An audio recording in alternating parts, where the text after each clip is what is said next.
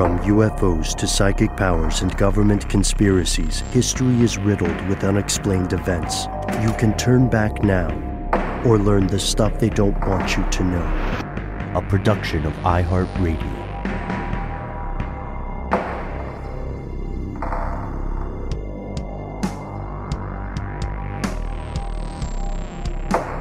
Hello, welcome back to the show. My name is Matt. My name is Noel.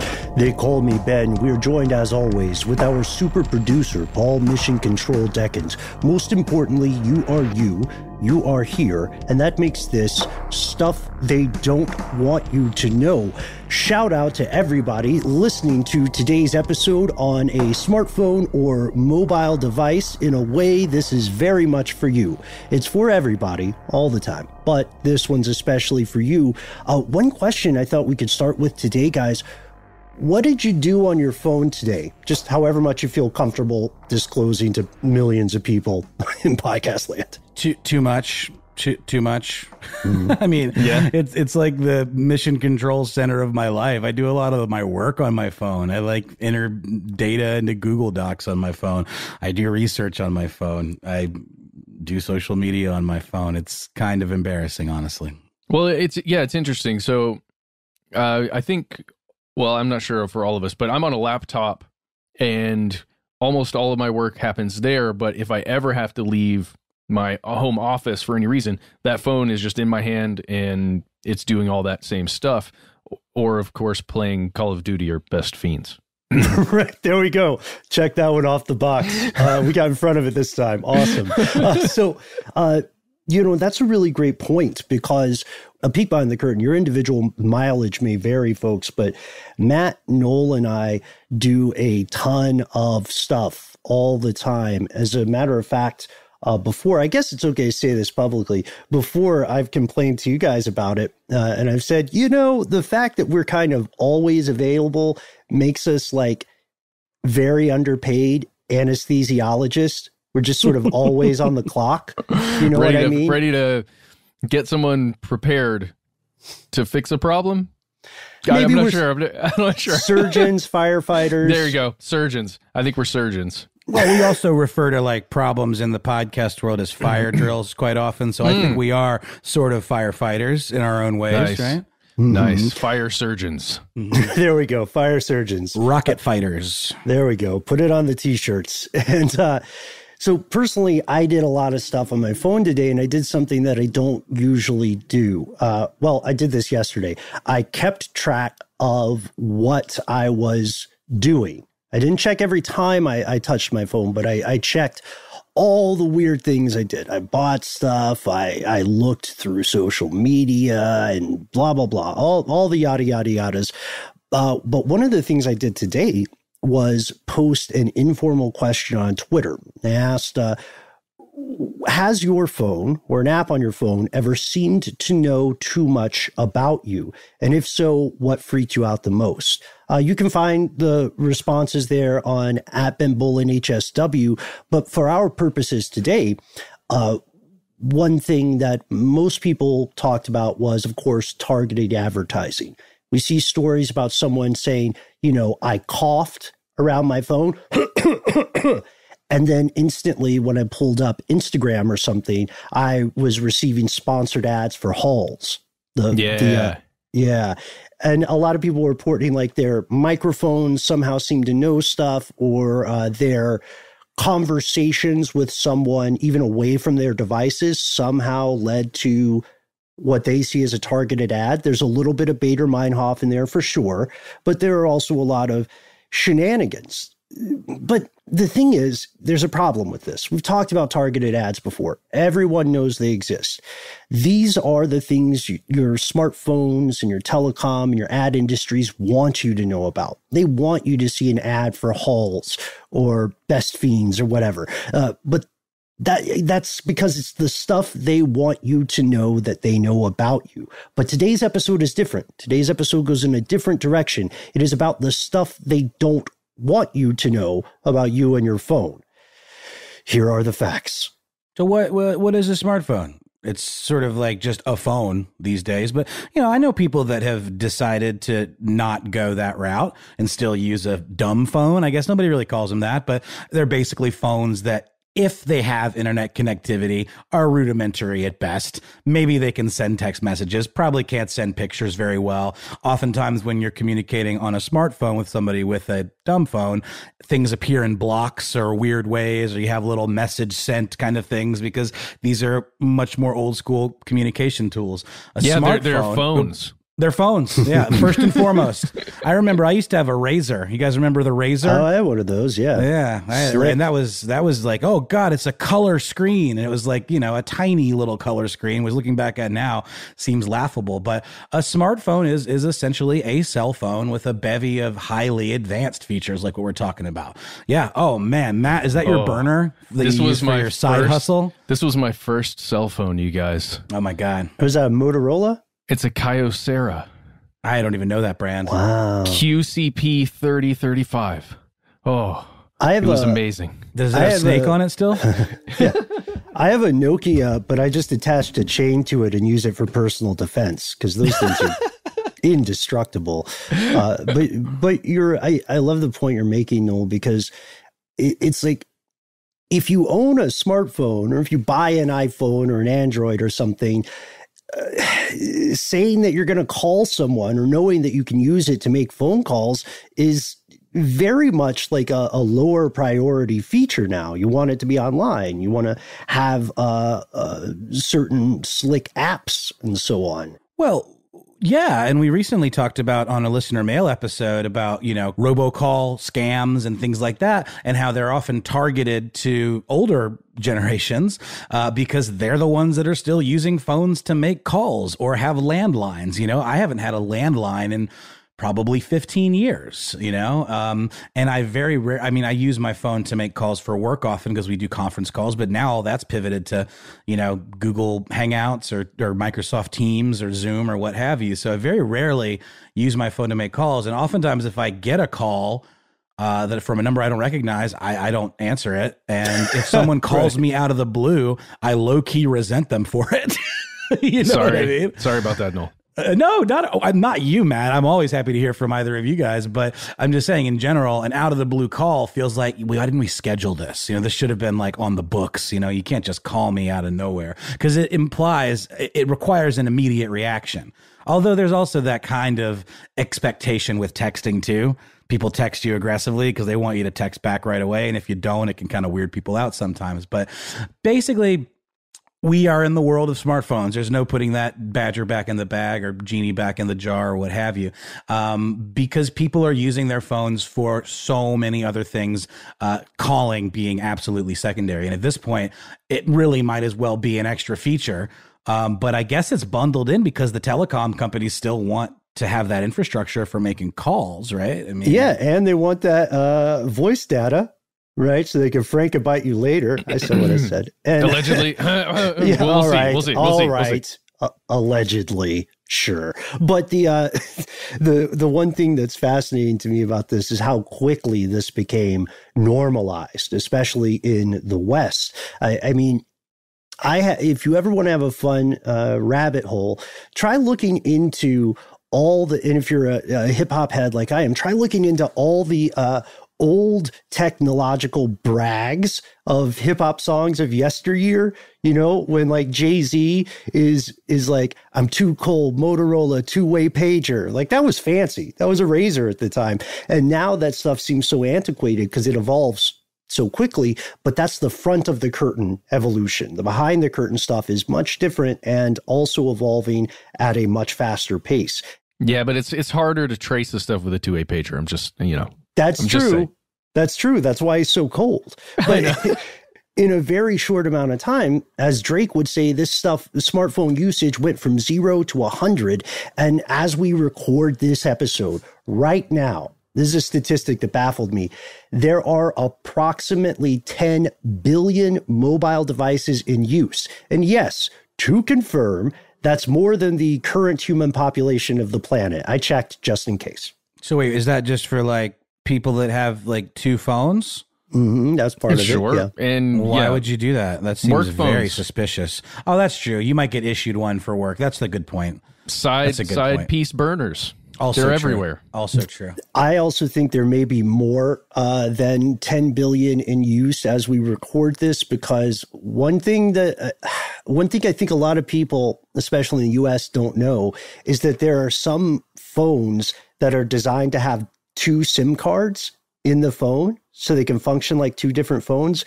I found out about it when I saw some news in China. I can't remember which city, about these guys who were cheating on their spouses, and then their secret SIM cards got found. Tut. That's like prison rules, man. You know, like seriously. It also, because of these smart devices, we hear a lot of other stories like that. Like I think, Gavin Rossdale from the band Bush, he used to be married to Gwen Stefani, amazing solo artist, but also from the band No Doubt.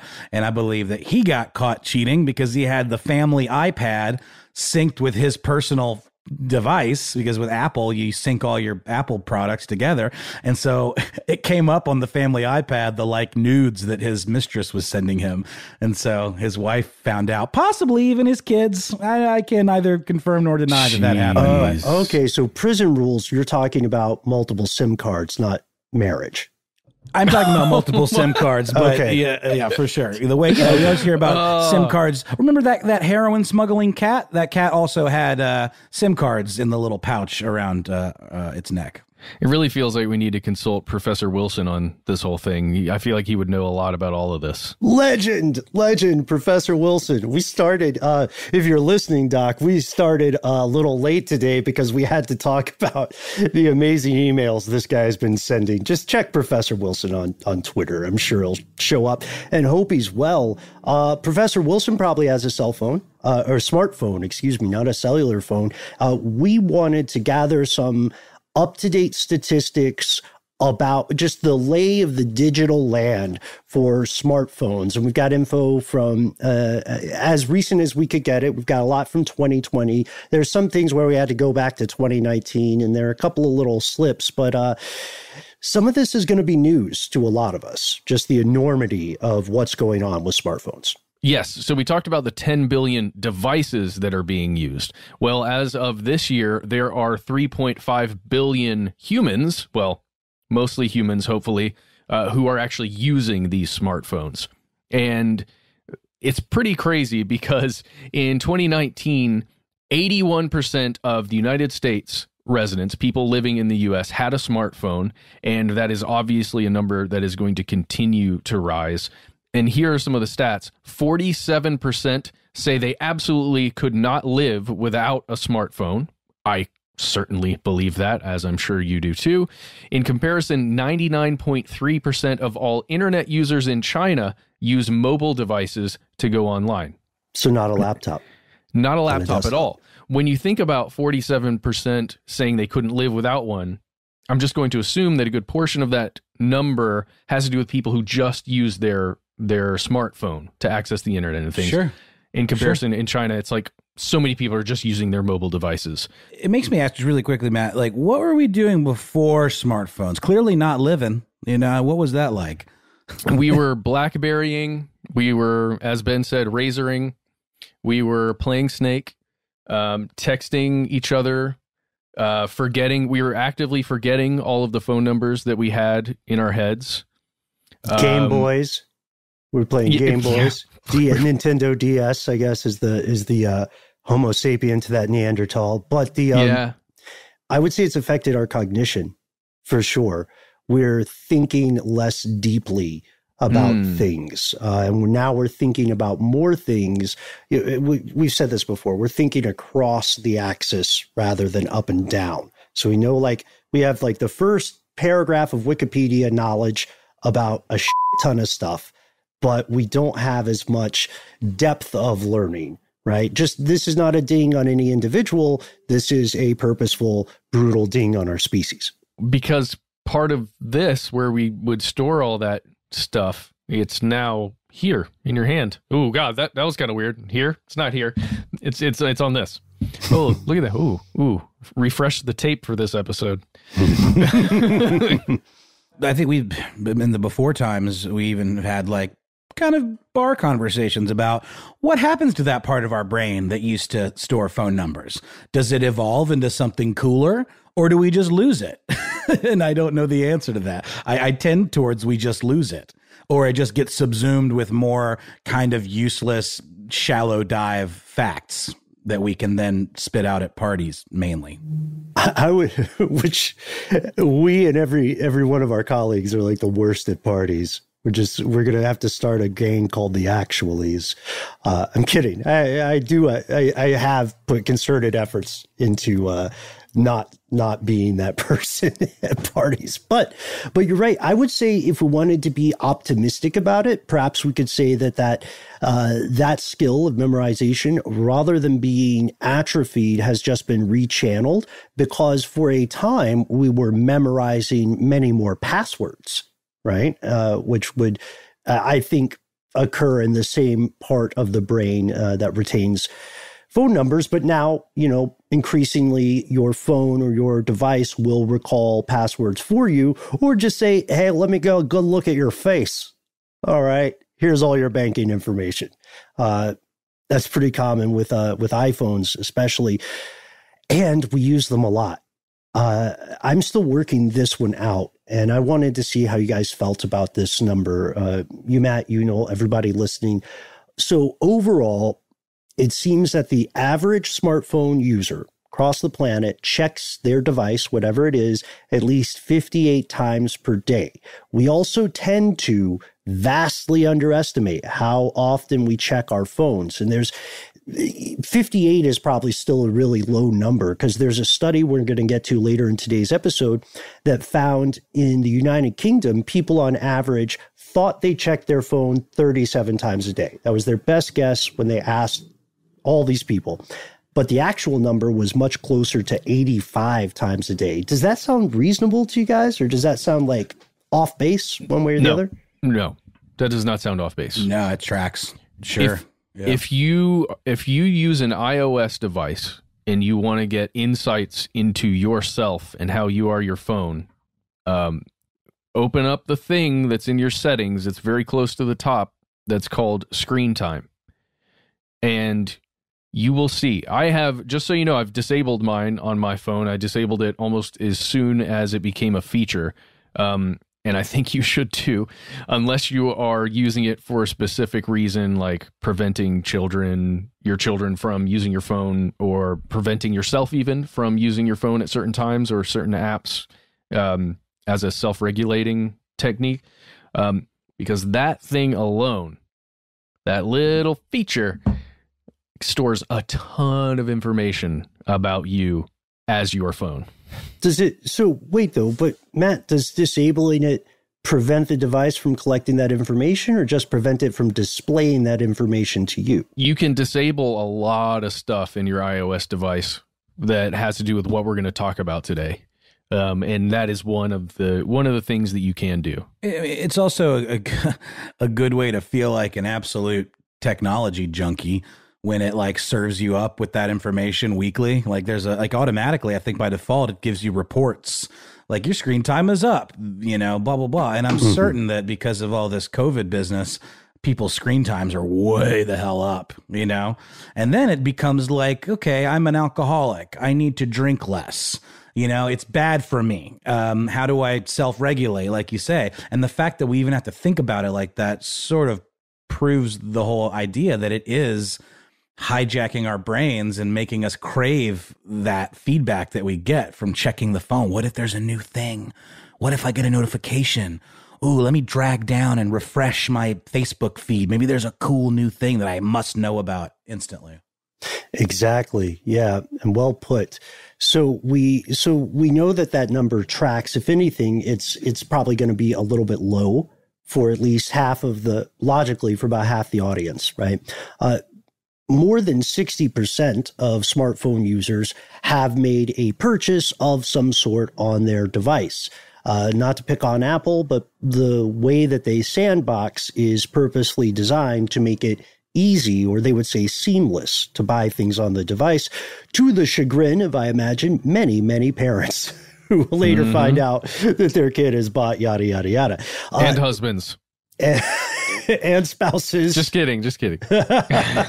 So while we're on the subject of money, let's also point out in-app advertising is going to rise to $200 billion US by just next year.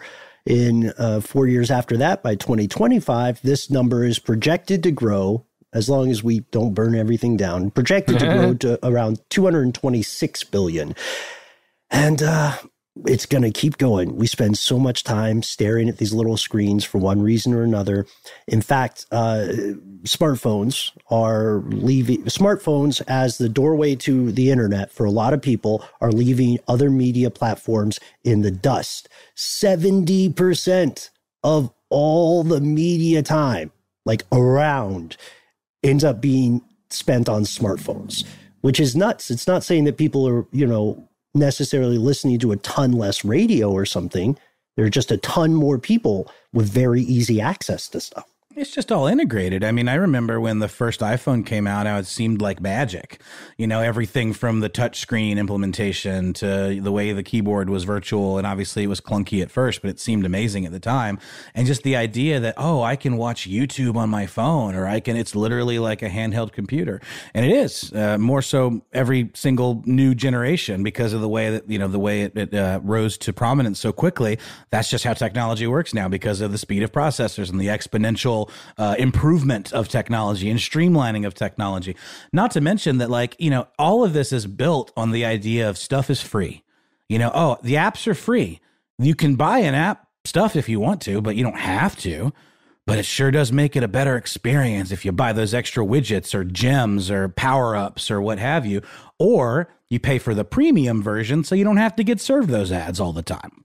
Freemium. Yeah. That brings me to another question, only tangentially related. We all know a lot of early adopters, right? Just the nature of our social networks and friendships. Are you guys people who buy the latest version of an iPhone? Like, were you Twitter-pated about the iPhone 12 Pro? Absolutely not. My first iPhone was a 4. I had an early one. I think I had one of the real small ones, the original that were kind of beveled edges, that was kind of shiny on the back. I had one of those. And the thing about those, they just become bricks, man. Like it's probably in a drawer somewhere, no idea, because they become useless, because they basically design the software so that they no longer work on the old phones. And obviously we understand all of that about planned obsolescence, and that's a whole nother discussion. But no, I wait till it's affordable. I wait till it's like part of a deal to re-up my plan or whatever. I'm never going to drop the full price on a new device. I'm not that guy. I gotta half-heartedly apologize. I misled you guys just a bit. Part of the reason I'm specifically asking about the Apple iPhone 12 Pro is that I got a ton of questions over the past few days, people asking whether I had done the VO for an Apple announcement. And we record so much stuff that, it's easy for the three of us to not remember all the stuff we may have recorded. And I went back and checked after like the 5th or 10th person reached out to me, and I've got what I've decided to call a doppelganger, like VO plus doppelganger. That dude sounds like me. Apple may have done something. It's weird. Okay, tell us how to find it. How do we find it? Yeah, you can check it out by going to YouTube and search for Apple event October 13th. It's weird. I don't think there's anything nefarious. I think it's just that somewhere out there I have a vocal twin. Who are you, mysterious doppelganger? I got one of those too. Somebody sent me I don't even remember what it was, but it was some ad or something, and maybe it was on one of the message boards or the show pages for either this or Ridiculous History. But I went back and listened to it, and it was real. It was spot on. It freaked me out a little bit, So I don't know what's at play here. You're next, Matt. You're up next. But anyway, we digress. We're just confirming that we're not secretly recording stuff and claiming we don't know what it is. With all this stuff in mind, about smartphones and about how they have entrenched themselves into society and culture, it shouldn't come as a surprise that millions upon millions of people somehow work in this industry. The current guesses I found said that there are about 14 million jobs that are directly related to the mobile industry, but the number of associated jobs has to be much, much higher, right? Think of marketing firms where there's one person who specializes in mobile experience, right? Or someone at a tech company who specializes in mobile UX. They're still associated. There is a great deal of money. We already talked about it. There's more on the horizon. And make no mistake, if you own a smartphone or somebody who lives in close proximity to you, especially in your house, if they've got a smartphone, you are a piece of this ecosystem and equation. And just get ready, because as we keep going in this episode, it's going to get weirder and scarier. Yeah, right. And if you're listening to this show, you're probably already very well aware of how this process works. You, like us, have seen the social dilemma, but more importantly, you've experienced it yourself. Your data on social apps, that's a revenue stream, and you don't get a piece of that pie. Your data from your telecom carrier, same thing. Your internet browser, every single app, or virtually every single app on your phone, each of those aggregations of information are packaged up and they're sold to different places with varying levels of anonymity, and you do not get a piece of that either, which I think is one of the main things, one of the pettiest things we whinged about in the big data episode.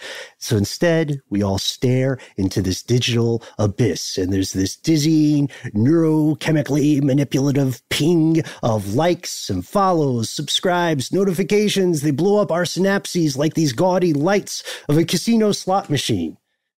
And that's where we're at. Like you said, Knowles, this has caused some people to consciously limit their time, or to maybe be more mindful of it, like get those focus apps than say, hey, jabroni, get out of Instagram.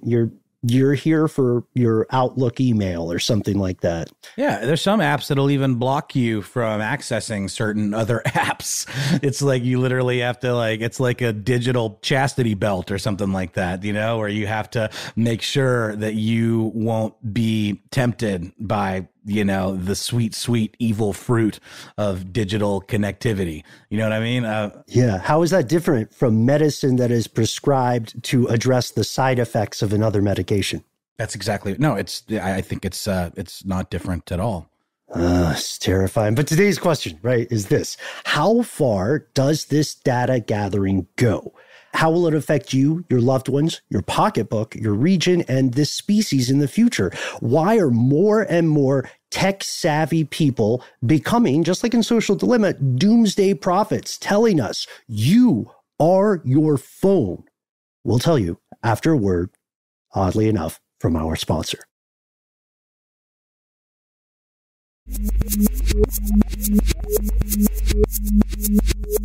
Here's where it gets crazy. Hyperbole aside, they are saying it because they are absolutely correct. They've been trying to warn us about this for a while, but this goes back to one of my problems with Social Dilemma. I think we've talked about it, but maybe we haven't talked about it. While those folks are providing valid, valuable insight, they're doing it after they made a fortune. And morally, I am conflicted with I don't know how to address the immense privilege of that, right? Like, you feel bad after you got your dragon's hoard of gold and you sit on that hill and tell people about the dangers of the thing you created, but I don't see them giving the money away. Yeah, but what would the money do? This is my only counterpoint. What would, I mean, I guess if they were just trying to do good in the world and just be, proactive about giving their money to some charity, right? But we know that doesn't always work. Just throwing money at a problem. I'm not saying I'm completely on their side. I just know that I know for a fact that the human beings, the very low number of human beings that were in the rooms that created the pioneering apps and things that we use now ubiquitously, those people didn't fully understand what they were doing. They knew they were trying to build something like like that was addictive to some extent, right? No, wasn't there, guys? Wasn't there a class or something that everybody took? Or there's like connective tissue between a lot of these things. There is, and I would need to double check what the name of the class was, but essentially it was a class that was offered at Stanford, and as we know, Stanford is kind of like a feeder colony, I guess, for Silicon Valley startup culture, essentially. And there was a particular class that everyone that ended up in high levels of this UX design for these types of apps all took. And it essentially had to do with harnessing psychology and weaponizing it, essentially. I mean, this really wouldn't have said it like that at the time, but everyone kind of knew what they were doing and they thought it very clever. And obviously it was, but in hindsight, a lot of these folks that spoke to this in The Social Dilemma kind of make the argument of, oh, we didn't realize how far it would go, but we knew exactly what it was. So I see your dilemma, Ben, that there is sort of like a you can't have it both ways thing. One of the guys who's featured in The Social Dilemma, again, guys, sorry guys, I'm being bad with names, but he's one of the main speakers, and he does a lot of TED Talk type things about the evils of this technology, and has essentially a program that's about AI, basically kindness in AI, or sort of like rethinking AI and rethinking these kinds of technologies. But you're right. Like, is he giving the money away? Like, he made a mint, being a part of this thing. But he was sort of the guy who flagged with Facebook early on. He probably is the one who has the best argument. That's the Tristan guy, but it's spelled, or it's pronounced differently. That's spelled right. Tristan, but that's it's right. Something else. He has the best argument of like being somewhat benevolent in this whole thing, because he flagged it early at Facebook and essentially got shut down even after it made a bunch of noise. This idea that this was going to lead to something really bad, and then he got sort of shut down, and then he left. Because he couldn't be a part of it anymore. So I kind of see him as being the kind of winner, the guy that comes out looking a little bit more like he's practicing what he preaches in this documentary. Yeah, understood. And thank you guys again. I don't know how to intellectually navigate it, but The Social Dilemma is worth watching. My personal principle is I don't like to judge people too harshly when I'm seeing a curated version of them, like on a documentary or something. So The Social Dilemma exists, though, tangentially related to this episode. To go back to the concept of what we're talking about today, you or your phone as a concept goes far, far beyond targeted advertising and psychologically manipulative UX design. Way back as far back as 2015. And to be honest, before 2015, people were sounding the alarm. A few years back, there were a couple of startups in Silicon Valley that had a bright idea. They were lenders they wanted to be disruptors in the financial market. And, disruptors is one of those buzzwords that gets thrown around. Here's what they wanted to do. They said, why don't we base personal loan decisions on analyses of data that we get from people's phones? That means exactly what you think it means, folks, knowing how you use your phone on a granular level. It reveals a lot about you. They wanted, they were, what's another buzzword? They were going blue sky, right? And they were saying, look, we want all the text, we want all the emails, the GPS coordinates, we want social media posts, we want all the receipts that are sent, for like your Uber ride or your purchase through an app. And we want to take all of that stuff and then build a collage about this person, build like a very accurate persona. Mm-hmm. And like a profile for each user. Mm-hmm. Mm-hmm. And these patterns of behavior that by themselves are grains of sand and innocuous, together they can be fused to make this gigantic glass sculpture of you, which is weirdly bad. Now, okay, these aren't all going to work, but you see what I'm saying. And this behavior can correlate in their mind with a person's likelihood to repay a loan or to default on a loan.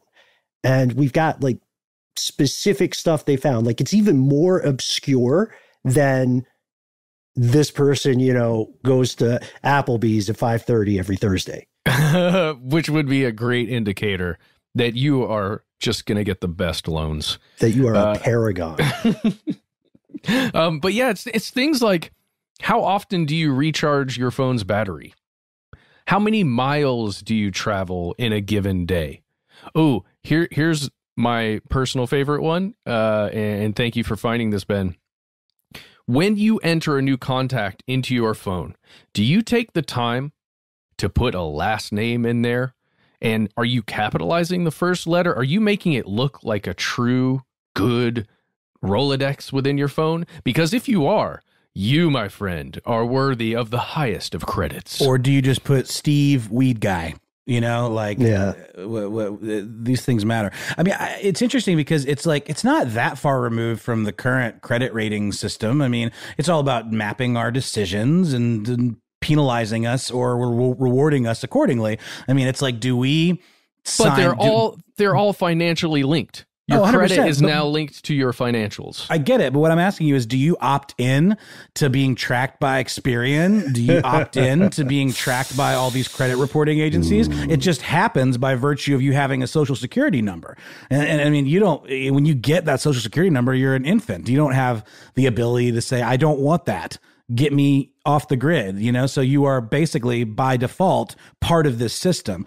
So we're already kind of in this. This is just an escalation of it, or like almost more something like approaching Sesame credit, which we've talked about, in the way that in China, I believe they use social media statuses to track you and approve you for entrance and exit and premium flights and all the kind of Black Mirror stuff, you know? So wait, Mission Control, give me a record scratch. Rewind. Does this mean, some of us are asking, that always having your phone around like 14% charge or something means you'll be considered a risky person loan-wise? The answer is, yeah, well, something like that is in the cards. Well, let me plug this in then. Right. The only real question in the conspiracy here is how much data they can get. This is their conspiracy, these kinds of entities, and how much they have to disclose about their analytical methods, their proprietary algorithms. It is safe to say, and this is an assumption, but it's safe to say, number one, they want all of the data. Picture some version of that Gary Oldman meme or GIF where he's screaming everything. And two, they want none of the oversight. Why would you? This as a business, it loses its edge if other people can do the same thing. So wait. You might be saying, wait, guys. I'm a longtime listener, conspiracy realist. I don't have a bunch of garbage apps on my phone, okay? And you know, heck, now that I know this might affect my financial future, I'm just going to stick to text. I'm just going to stick to calls, because if I don't generate a bunch of information, then these people will have nothing to use against me. And to that, we can only respond, well... Don't be so sure. Yeah, I wouldn't bet on it. A study published in Science, that's right, Science.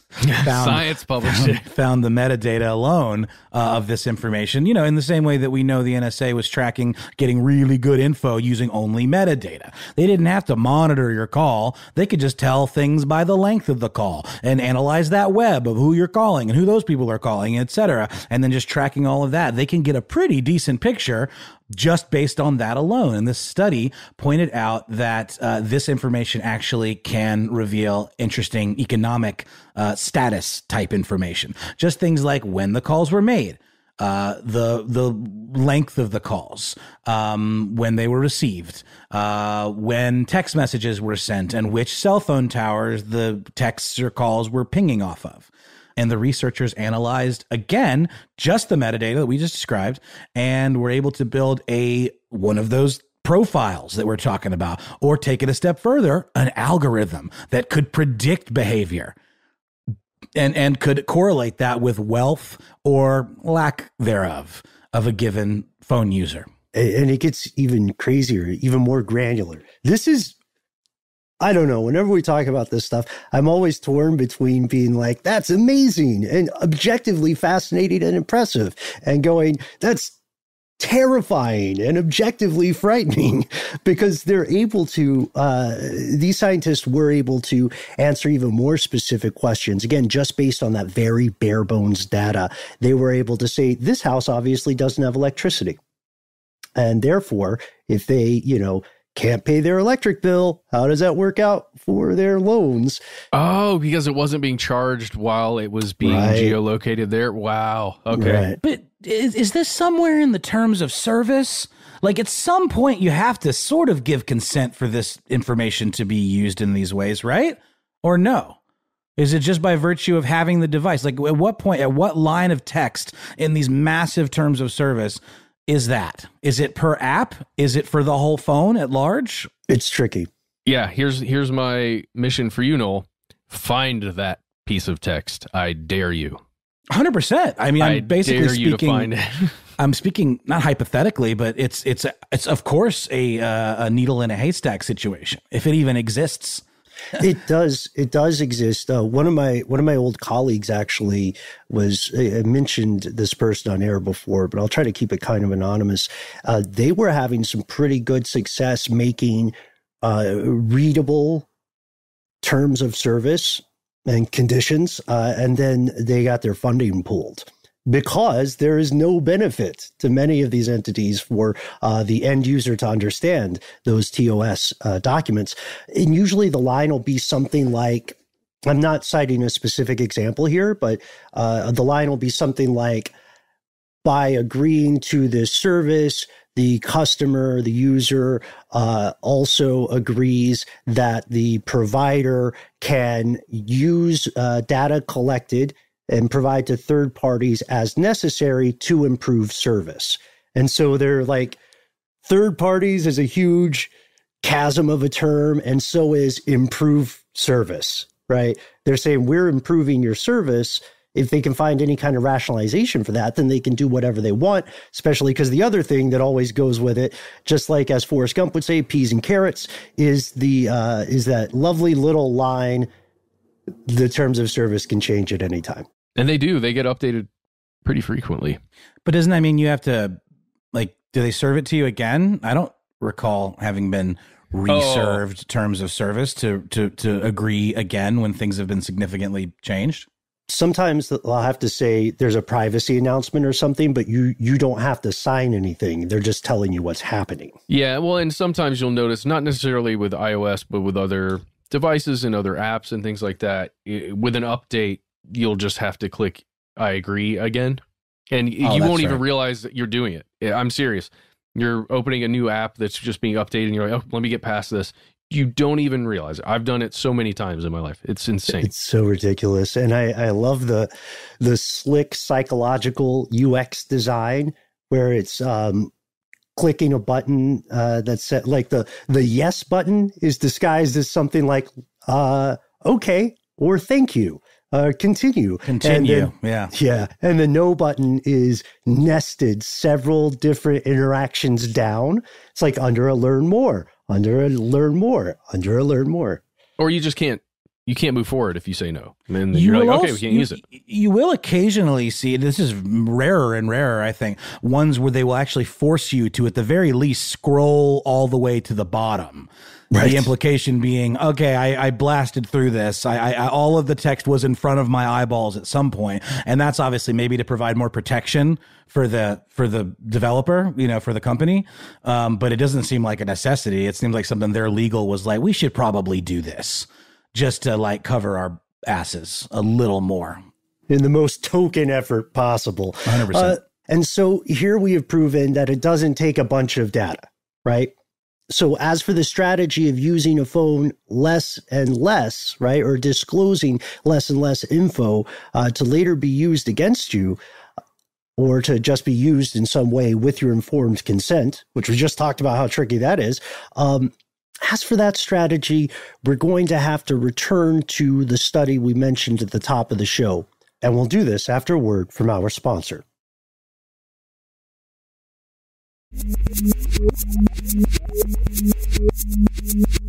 So we're back. Here's the study we mentioned about how often you touch your phone or interact with it.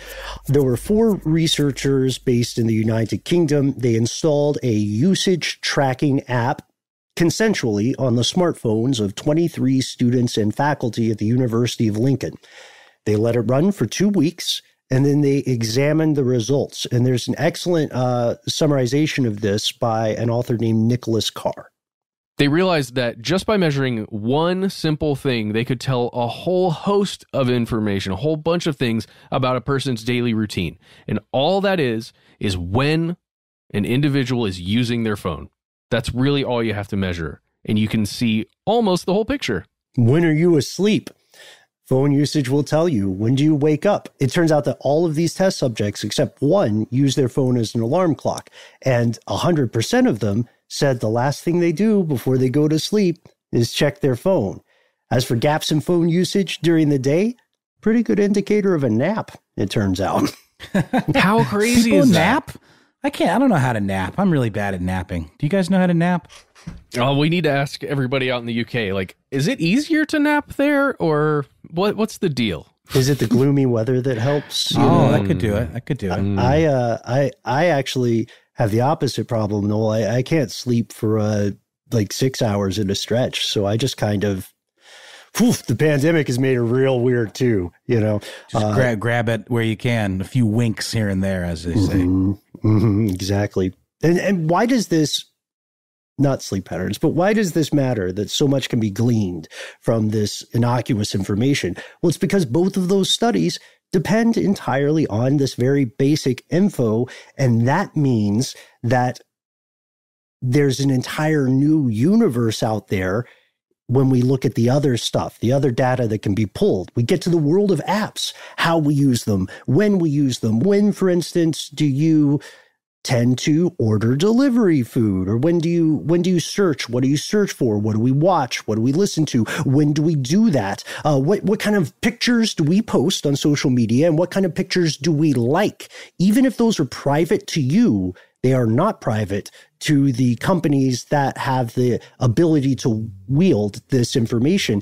We're building these sculptures of ourselves, and most of the time we don't know how sophisticated they are. Well, and I don't know if we've ever gotten fully to the bottom of this, but I think we've all had that experience where we had some little throwaway conversation about a thing, a topic, a movie, a record, what have you, and then all of a sudden you're getting served up ads for that thing, and in your mind it could only be based on this notion that your phone is listening to you. And I think we did cover something along these lines where, you know, the microphone is on and transmitting, or what, I don't know. Well, especially if you're using on an iOS device Siri, or on any other device, what is the term for that? The concierge or your assistant, whatever personal assistant, yeah. Whatever the personal assistant is, it is always listening. There is a Google Home, like on the other side of this wall. I'm pointing directly ahead of me for everyone listening, and I realized that while I'm in my office with the door closed, on the other side of that wall, it can hear me. So I'm having this realization in real time. Every time we podcast, my Google Home is listening to everything I'm saying. Hey, Google. No. Okay, Google. I have headphones on. But I had to try. Yeah, God, but everyone at home's Google Homes just went bonkers just now.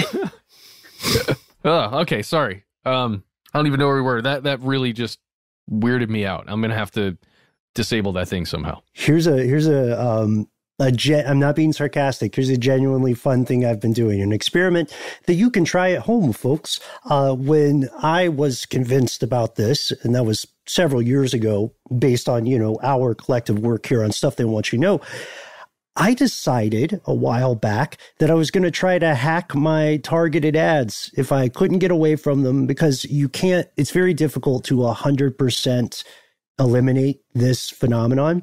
So I said, okay, well, maybe I'll just try to make the digital autobiography of me into a very like elitist, wealthy person. I think we mentioned this earlier, right? When I started like just searching for fancy watches, yachts, and, right? Yeah, and yachts. Yes, and yachts. Yeah. And I've actually had some good results. But, and also just exclusively listening to Steely Dan, you know, and just really putting out that vibe into the universe, you know, that you are a yachtsman.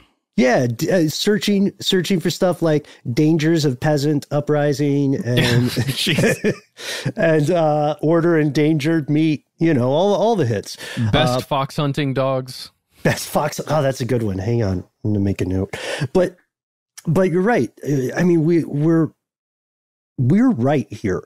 The companies that are seeking to use this data are going to make big, life-changing decisions based on their self-perceived ability to predict what they see as your future actions. This could be one of the most amazing, noble, beautiful things in the story of human technology, because think about it. This would mean that it is possible for the groups that are aggregating the information like this to step in and, say, provide preventative financial or mental health counseling if their algorithm indicates that someone's going to be in trouble down the road.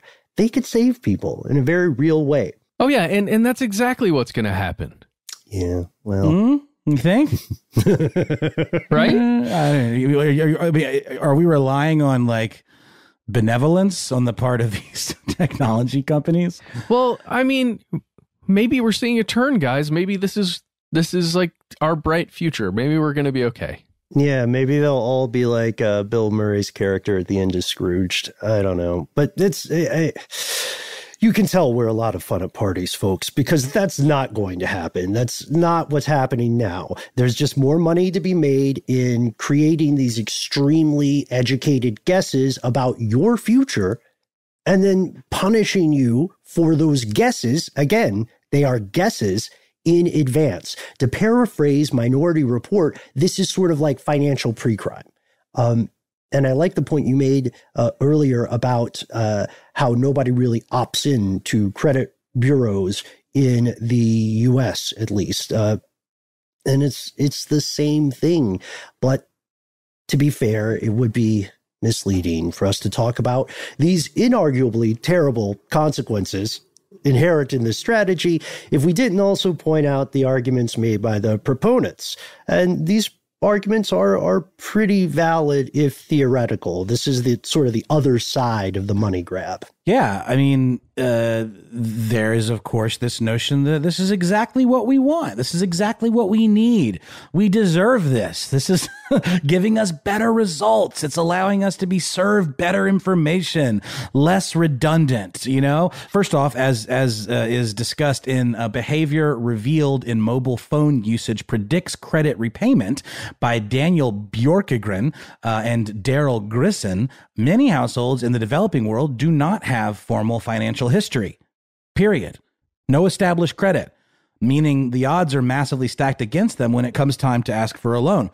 So outside of what I just said initially, the idea of serving us better results, this is a very, very important and potentially positive thing. I know plenty of people that just decided they were too freaked out to ever get a credit card, and now they're 36, 37 years old and have zero credit. Where do you go from there? Well, thankfully, you've got your mobile phone and you're doing all your stuff on it. And these companies now have an opportunity to look at that data. And maybe, just maybe, by using it, they're going to be able to extend credit to you or to to anyone on what would be considered the fringes of the financial world, people that don't have that established credit. And with that data, it's giving them an insight in to essentially predict what your credit will look like, what your financial history will be like. Oh, that is so weird. Mm-hmm. Yeah. I mean, and that's a positive, right? Somebody who needs a loan or needs to establish credit but hasn't yet, this could be a way in. Right. And their method actually is better than the traditional methods using credit bureau information. But wouldn't you think you would have to be like, okay, I'm on board. Here's my stuff. Take a look, make an assessment. In the same way you'd submit documents for a credit check or whatever, for like getting a mortgage. Like, they already have it? Like, that's my question. I mean, I guess the answer is yes. I would just want to know that I could sort of turn the switch on and off and be like, okay, I need you to use this information here. I consent for you to use my data in this way. But that's blue sky. I mean, I don't know. Yeah, it's tough. And it's hidden in Byzantine fine print pretty often. And when we're talking about this approach, or at least this specific study, they're talking about the developing world. And it is valid. It could be huge because this would possibly open the doors of financial opportunity for people that the industry calls unbanked. which I think is a dehumanizing term. It basically means people who don't have that financial history. They don't have mortgages, credit cards, checking accounts, et cetera, et cetera. They probably use their mobile phone or use an entirely online banking system or transactional app to trade stuff. So this could help those people, of course, if the models are accurate, which they seem to be, and if they are used in an ethical way. Ha ha. I think it's anymore. Ha ha. Yes. So, it's not too. I mean, it's sort of an escalation and a different, step in this process. But it's like Venmo gave people that didn't have a bank account the ability to digitally send and receive funds, and that's a big deal for a lot of people too. So, I mean, I can see the potential positive side of this. Yeah, but they had to have bank accounts or some kind of Venmo. money. Don't you have some kind of money? Oh, well, okay, so you have to have a PayPal account. I don't think they even have to anymore. You can get a Venmo debit card where, independent of any bank, you can link a bank account to Venmo, but Venmo money can go into a Venmo debit card.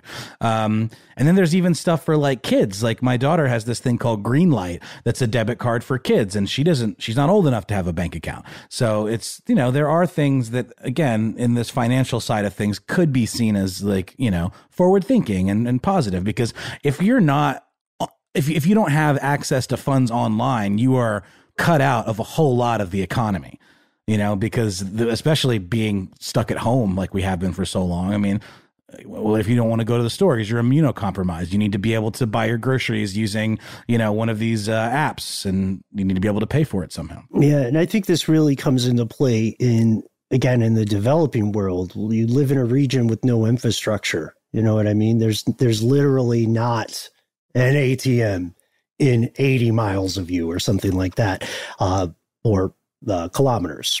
Your results may vary. So this stuff, we can agree, can be tremendously helpful.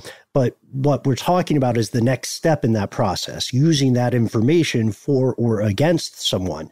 And there are people who are trying to make a more nuanced approach. People like Elaine Shima, who's been working on limited applications of this strategy, trying to build some fences around what can and can't be used. Just last year, he wrote something called Effective Credit Scoring Using Limited Mobile Phone Data. And he says, look, there are tons of potential privacy risk in these companies knowing everything about you, especially if you don't have, again, a real kind of informed consent.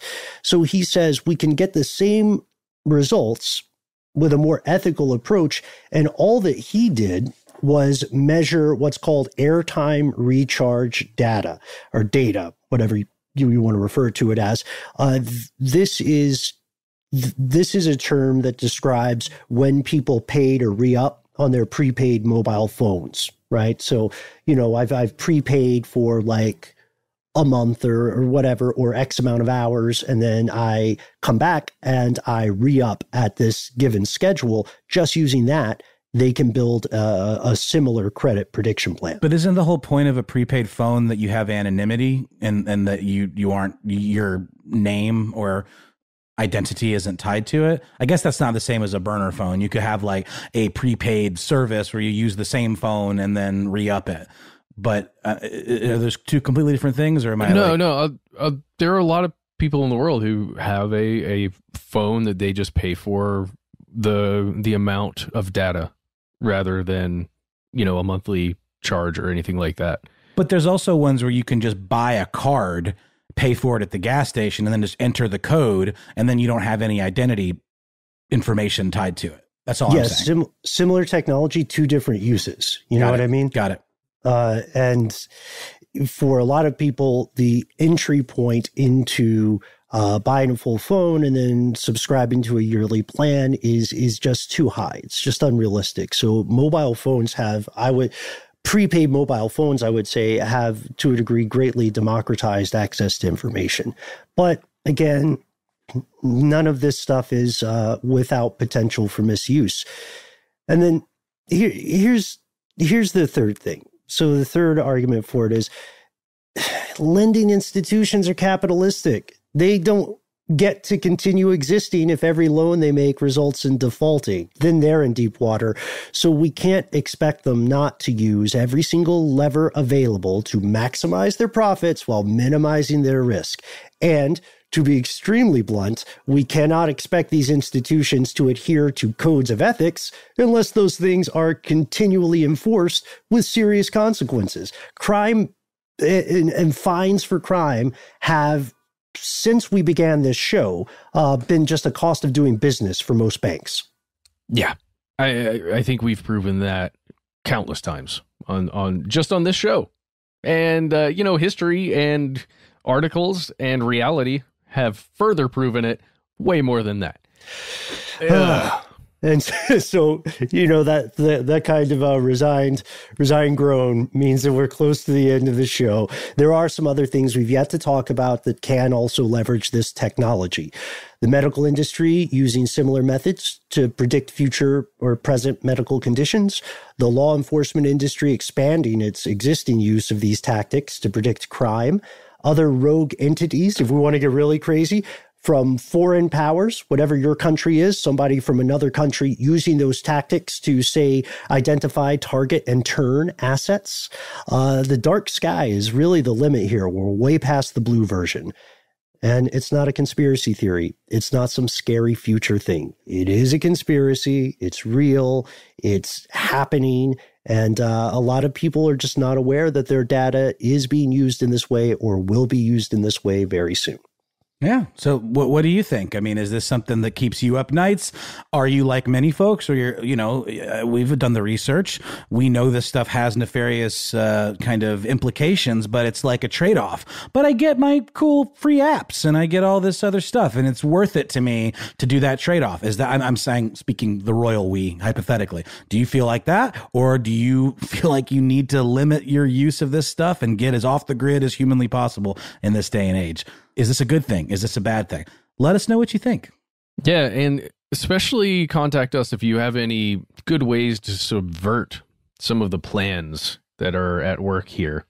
We're particularly interested in those. Anything, we've discussed it before, anything from a VPN to, your actual settings on your device. Like, what are some things that you do to protect yourself, and what can help out your fellow listeners by letting them know about it?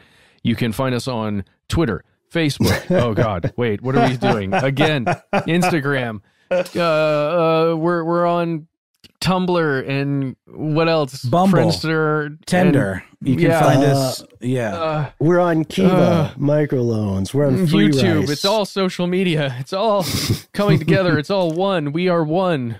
This Castile soap. Wait, what? No. I thought you were going to say we are 1-833 stdwytk. We are definitely true. That one for sure. Honestly, that's probably the least connected way you can get in touch with us, where you can just send us your voice in electronic form, and let us know if you want to be anonymized or don't want us to use it, or if you want us to refer to you as something else or what have you. We will abide by those things, because we are not cold, uncaring algorithms. We are in fact human people who see you as such. It's true, but we just found out that these guys are trying to take our voices, right? What's going on? Guys. Doppelgangers. Yeah. We've gone too far. Oh, no. And if, sorry. Be afraid, be very afraid. I mean, like Noel said, he and Matt are humans, just like anybody else. And we all want to hear from you.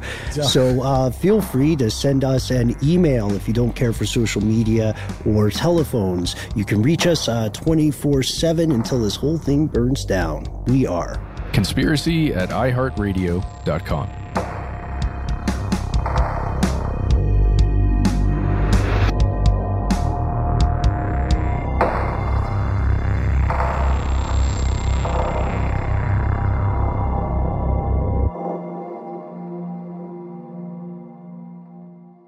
Stuff They Don't Want You to Know is a production of iHeartRadio. For more podcasts from iHeartRadio, visit the iHeartRadio app, Apple Podcasts, or wherever you listen to your favorite shows.